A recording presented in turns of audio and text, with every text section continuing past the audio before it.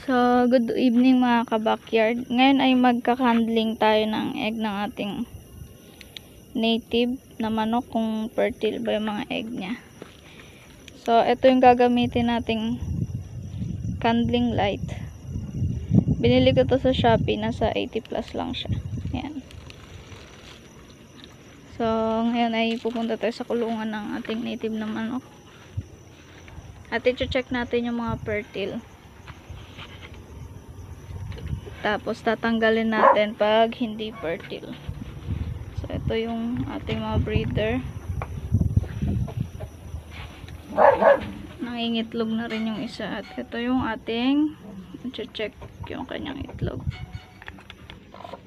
So ito yung itlog mga ka-backyard. Ngayon turn off natin yung light natin sa camera. Para makita natin kung paano nga ba yung fertile at yung hindi fertile.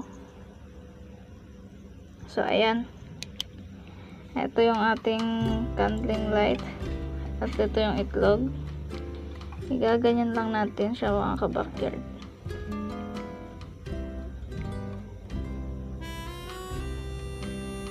So itong unang kuha natin, kita nyo walang ugat. Ibig sabihin yan, hindi yan fertile. Wala siyang ugat mga ka-backyard.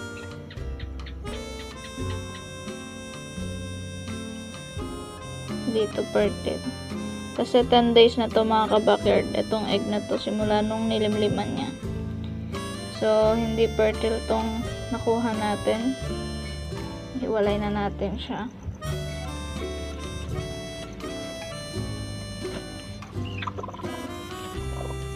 Ito yung next.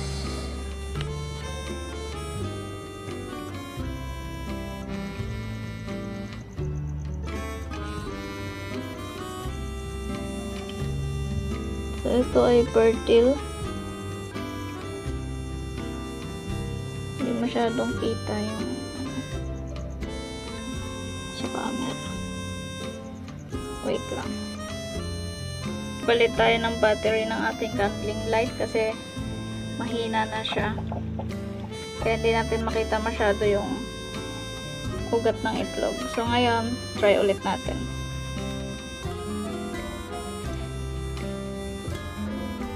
Ayan. Kitang-kita na siya.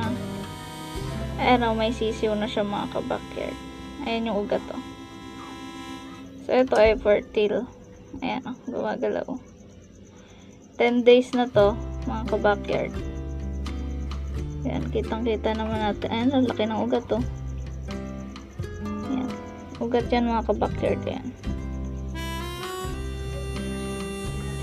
Ayan yung sisiw. Ganito ang itsura ng fertile. Ito yung ugat niya. So ito ay fertile. Kuha ulit tayo ng itlog. 17 pieces pa lang itlog nito mga ka-backyard. So ito. Kita nyo mga ka-backyard. Clear. Walang sign ng walang ugat mga ka-backyard. Ibig sabihin yan. Ayan. Wala siyang ugat mga ka-backyard. Ibig sabihin hindi siya fertile. Bugok.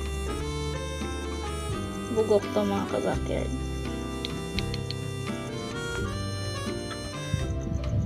So ito another egg ulit. Ayan, fertile siya mga ka-backyard to. Ayan o, kita niyo yung ugat.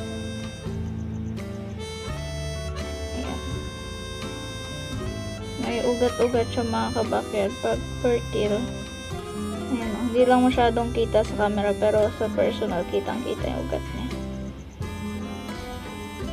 Ayan. Ganyan ang fertile. Ayan mga ka-backyard to. Ang laki ng ugat.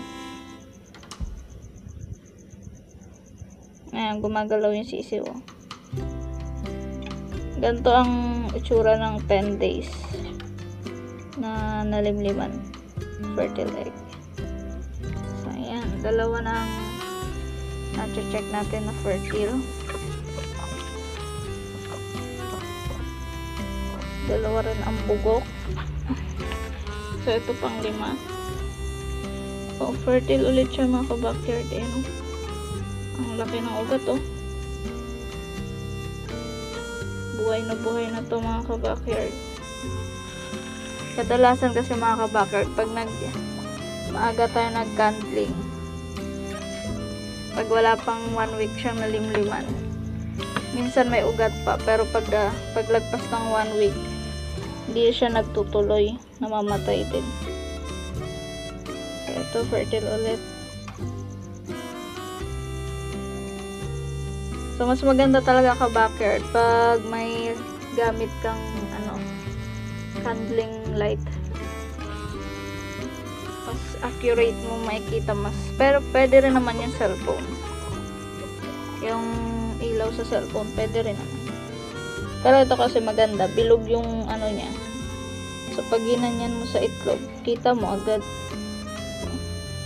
Ayan o, fertile ulit. So, 5 egg na tayo na fertile.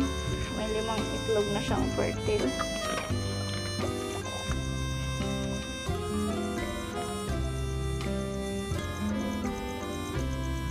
So, ito ay bugok. Wala siyang ugat mga ka-backyard. May black siyang ganyan. Siguro ng mga first day, may ugat to. Tapos, hindi na siya nagtuloy. Yan. Kaya ako pala mga ka-backyard kinakandling. Tapos tinatanggal ko na yung mga bugok. Para yung lilim-liman na itlog ng ating manok is puro fertile na. 17 eggs kasi ito mga ka-backyard. Para hindi na nagsisiksikan. Para maayos niya yung paglilimlim niya. Lahat ng init na sa itlog. Ayan o. Ito fertile ito mga ka-backyard.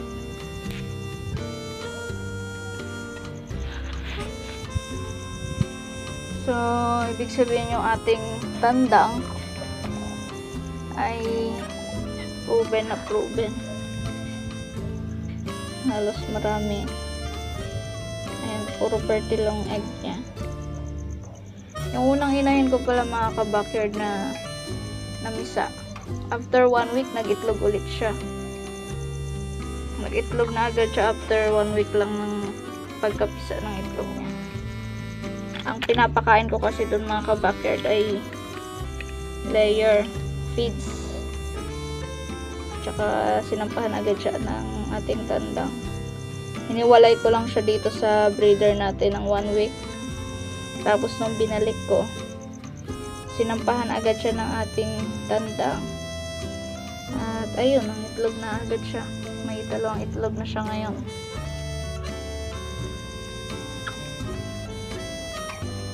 Mabilis sila ngayon mag-breed mga ka-backyard kasi hindi na ganun kalamig. Tsaka maraming mag-itlog na ngayon. Itong pangalawang breeder natin na inahin, 17 yung naging itlog niya. Ating crossbreed sa Rhode Island. Ito ay bubok mga ka-backyard. Makikita nyo naman yan mga ka-backyard pag nag-candling kayo. Clear siya oh. Walang sign ng ugat talaga. Clear lang siya yan oh. Makikita nyo naman yan. Ganyan pagbubok mga ka-backyard. Pwede pa natin kainin yan kasi 10 days pa lang naman siya. Simula nung narimliman.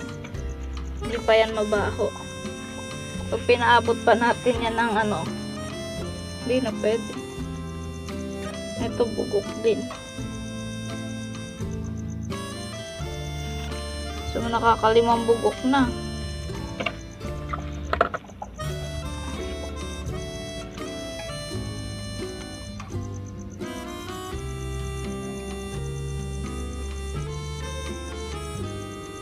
Ito rin mga ka-backyard, nagbubok din siya. Bubok din.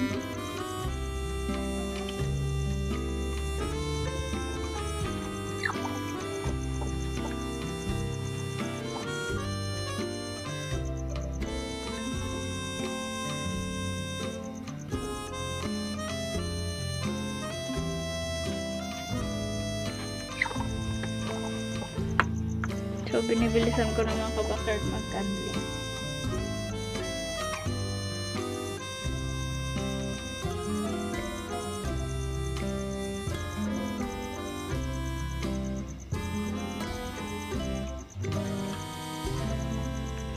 So, ayun mga ka-backyard, natapos na natin i-candling lahat yung 17 eggs niya. At 10 lang yung eggs na fertile. At ito yung mga bugok.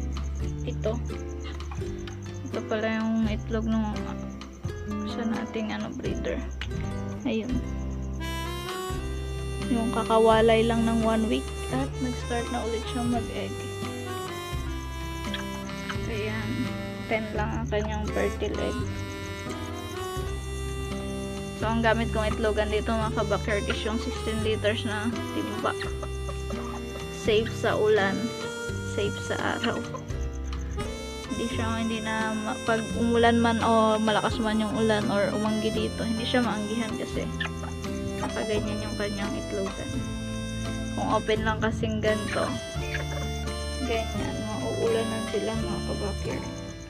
So ayun mga ka-backyard, salamat sa pananood and don't forget to like, subscribe sa ating YouTube channel and don't skip ads na rin mga ka-backyard. Thank you!